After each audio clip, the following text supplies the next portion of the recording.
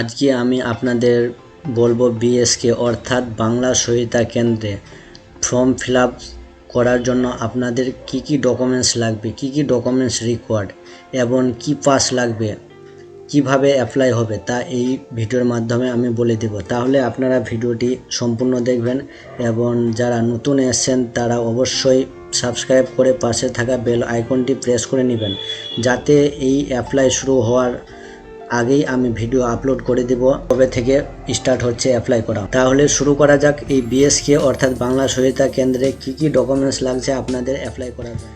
দেখেন দেওয়া রয়েছে রিকোয়ার্ড ডকুমেন্টস আপনাদের কি কি দরকার। সর্বপ্রথম দরকার মাধ্যমিকের অ্যাডমিট কার্ড, ঠিক আছে। এরপরে লাগবে মাধ্যমিকের marksheet, higher secondary admit card অর্থাৎ এইচএসের অ্যাডমিট কার্ড, তারপরে হায়ার সেকেন্ডারি মার্কশিট, এইচএসের মার্কশিট এবং 1 ইয়ার কম্পিউটার ডিপ্লোমা সার্টিফিকেট। এটা সব থেকে vital point. Computer diploma certificate অর্থাৎ 1 বছর ডিপ্লোমা সার্টিফিকেট থাকলেই আপনাদের চলবে, 6 মাস থাকলেও চলবে, কিন্তু 1 বছর থাকলে সব থেকে ভালো। তারপর employment bank enrolment ID number. এই এমপ্লয়মেন্ট ব্যাংকের এনরোলমেন্ট আইডি নাম্বার না থাকলে আপনারা অ্যাপ্লাই করতে পারবেন না।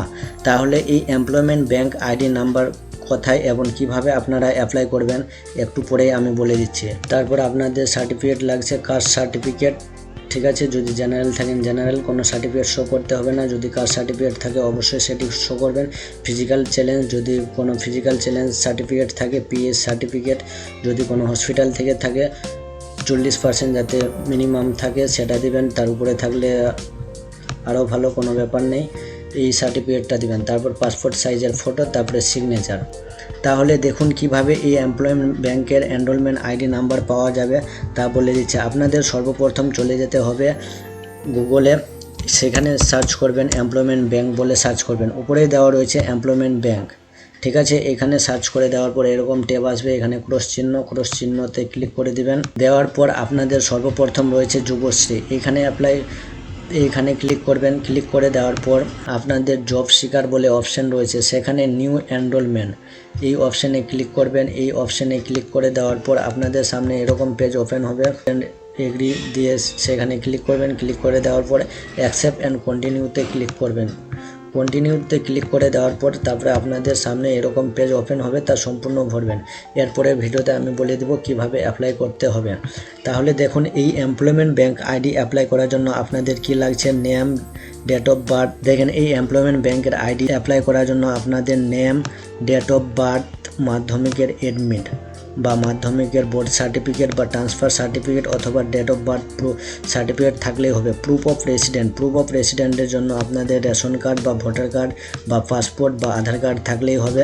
কাস্ট সার্টিফিকেট যদি থাকে তা অবশ্যই দিবেন, না থাকলে জেনারেল করবেন। ফিজিক্যাল চ্যালেঞ্জ পিএস যদি থাকে সেটা সার্টিফিকেট দিবেন, 40%-এর উপর যাতে থাকে। আর এডুকেশন কোয়ালিফিকেশান আপনাদের মার্কশিট লাগবে, যতদূর আপনারা হাইয়েস্ট কোয়ালিফিকেশান করেছেন সেই কোয়ালিফিকেশানটি অ্যাড করবেন, ঠিক আছে।